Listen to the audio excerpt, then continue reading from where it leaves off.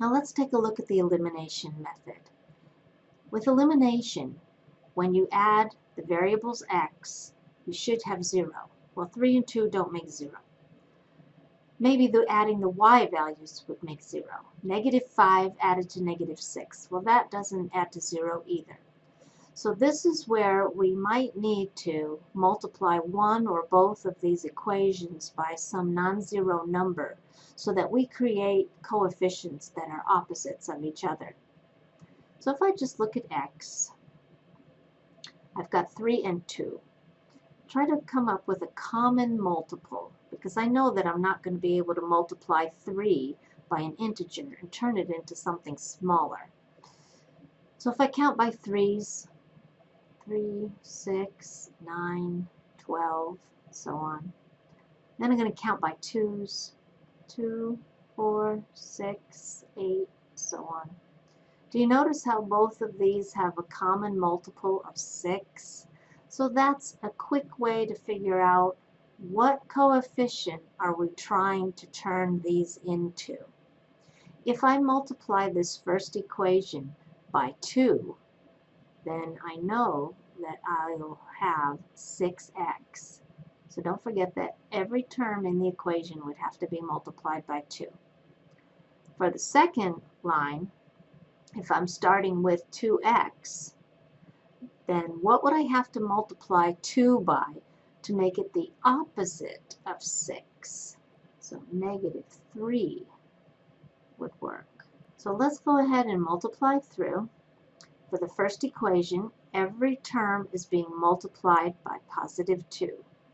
So 2 times 3x would make 6x. 2 times -5y would make -10y. And 11 times 2 would make 22. Distributing -3 to the second equation, I would have -6x. -3 times -6y would be +18y. And 2 times -3 gives us -6. When I add these equations together now, you can see that 6 and -6 are going to be eliminated, and that's why this technique is called elimination method. We do, however, have some y remaining. -10 and +18 gives us +8y, and 22 minus 6 gives us +16. To finish this off, we're going to divide by 8, and therefore the y value is 2. So we know that we have one solution, and that solution is an ordered pair. The y value is +2. To figure out what the corresponding x value is, we're simply going to take a y value of 2 and substitute that into one of the original equations. I'll just go back to the first one. So 3 times x minus 5 times our new y value of 2 equals 11. That means 3x minus 10 equals 11. Adding 10 to both sides of the equation, we now have 3x equals 21, and division of 3 will give us an x value of +7. So +7 will complete our ordered pair solution. So this original system didn't have either x or y eliminating when we added them. So we had to multiply each equation by some factor such that we were able to create opposite coefficients, and therefore the terms with the x's was eliminated. Let's try another example. Here we have 2x minus 5y equals 12, and -4x plus 10y equals 20. So if I start by looking at the x column, 2 added to -4 doesn't make 0. -5 added to 10, that doesn't make 0 either. So I'm just going to start with x. Could I multiply 2 by some factor to make the opposite of -4? In other words, how can I change 2x into 4x? Well, All I have to do is multiply this equation by positive 2.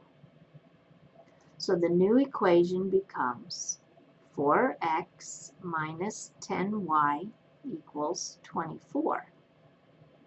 I'm changing nothing about that second equation. I'm just going to copy it. Negative 4x plus 10y equals 20. So when I add them together, sure enough, the terms with x do eliminate. Now how much y is remaining? Negative 10 plus 10. Well, that also eliminates. So I have 0 on the left side of this system, but when I add the right side together, I'm going to have 44. Does 0 equal 44? No. So when you end up with a statement that is false, that means there are no intersecting points or no points are shared by these two lines. So the only situation that could be is if your lines are parallel to each other. So we have no solution for this example because our lines are parallel. In our next example today, we have y equals 1/7 x plus 3 and x minus 7y equals negative 21. Well, these equations are not both in standard form. So the first one will have to be rearranged, and also we notice that there's a fraction involved.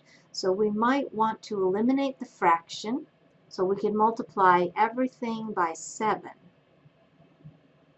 So we would have 7y equals, multiplying everything by 7 here, 7 times 1/7 x would just be x, and 7 times 3 would be plus 21.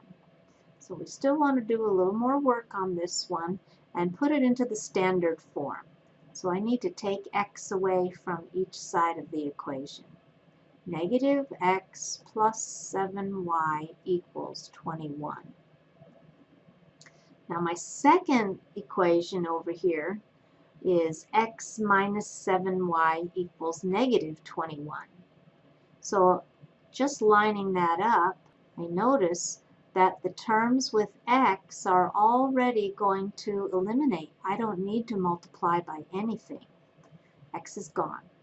7 minus 7, the y variable is also eliminated.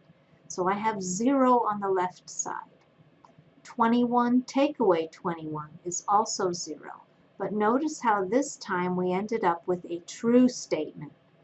What that means is any point that is on the first line is also on the second line. They share all points in common, so they are the same line. So there's an infinite number of solutions.